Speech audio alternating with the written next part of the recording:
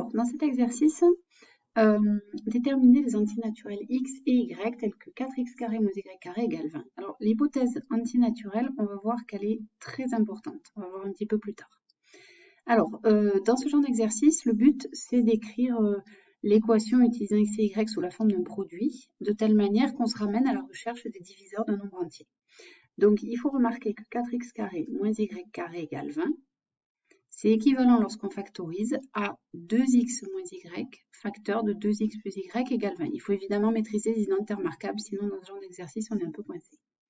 Donc on en est venu à trouver les diviseurs du nombre 20. Alors par contre, est-ce que ces diviseurs, eux, sont forcément à chercher dans n? Alors on peut penser que oui, puisque x et y sont dans n, forcément, ces diviseurs-là sont dans n. Alors il y a quand même une petite remarque à faire, parce que les diviseurs de 20, s'ils sont dans n, ils sont positifs, mais on peut avoir à les chercher dans z.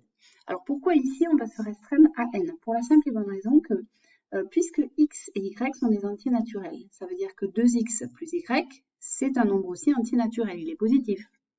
Bon, et comme 20 est positif, ça je vous apprends rien, ben, pour qu'un produit de deux nombres soit positif, sachant que l'un des facteurs est positif, ben, il faut forcément que l'autre soit positif. Vous ne pouvez pas avoir moins par plus et égal plus. Donc forcément, ça veut dire que vos deux diviseurs sont de même signe. Donc 2x moins y est positif ou nul aussi.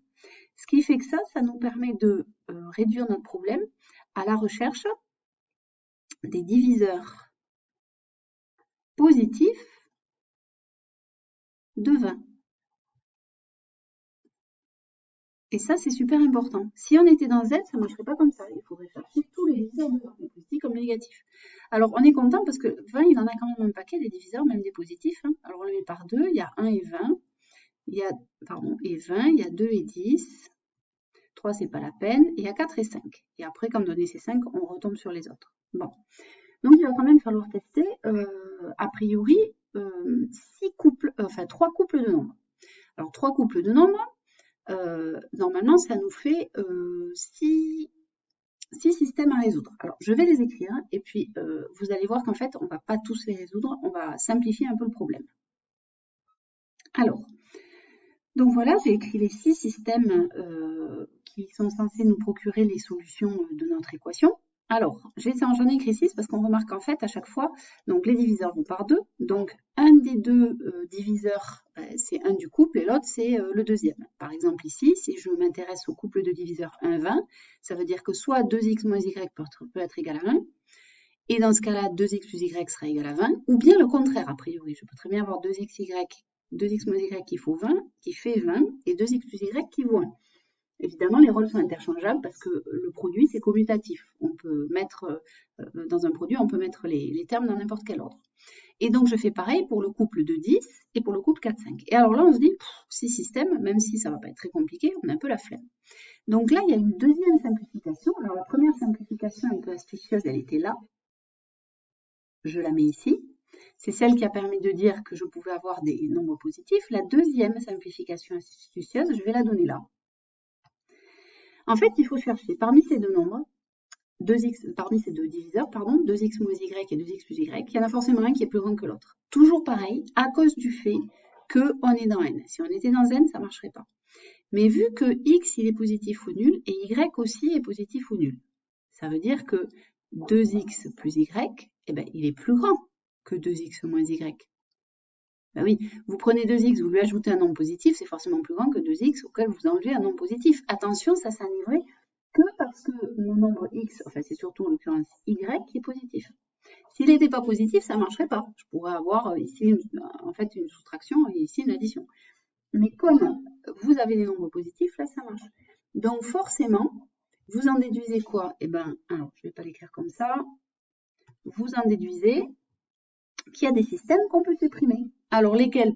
Ceux dans lesquels 2x moins y il est plus grand. Par exemple, celui-là.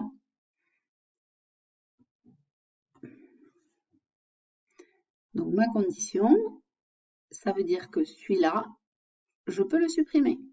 Et puis celui-là aussi. Et puis le dernier aussi. Donc, je suis passée de la résolution de 6 systèmes à la résolution uniquement de 3 systèmes. Et là, c'est quand même beaucoup plus simple. Donc, eh ben, c'est parti. Alors, une fois qu'on a simplifié au maximum, là, on voit pas bien quoi simplifier de plus. Hein.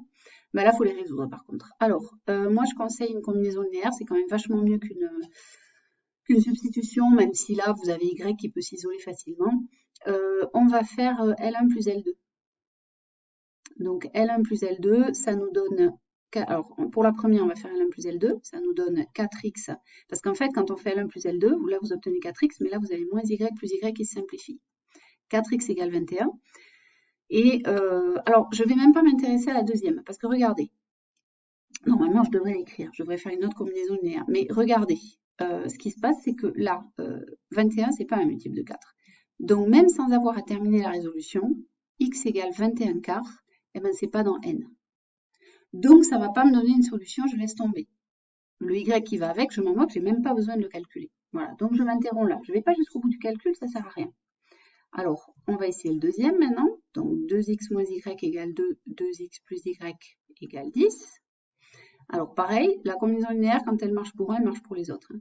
Donc là, ça nous fait, donc je fais encore L1 plus L2, que je vais mettre dans L1.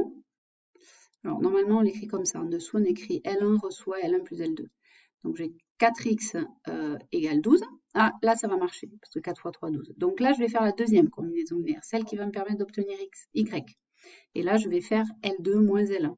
Alors, pourquoi L2 moins L1? Ben parce que soit je peux faire L1 moins L2, mais je vais avoir du moins devant le Y, ça m'ennuie, donc je fais L2 moins L1. Si vous faites l'opposé, ça n'a aucune importance.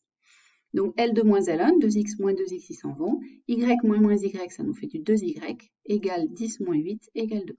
Et donc là, j'obtiens une solution qui est x égale 3 et y égale 4. Là, j'ai une solution.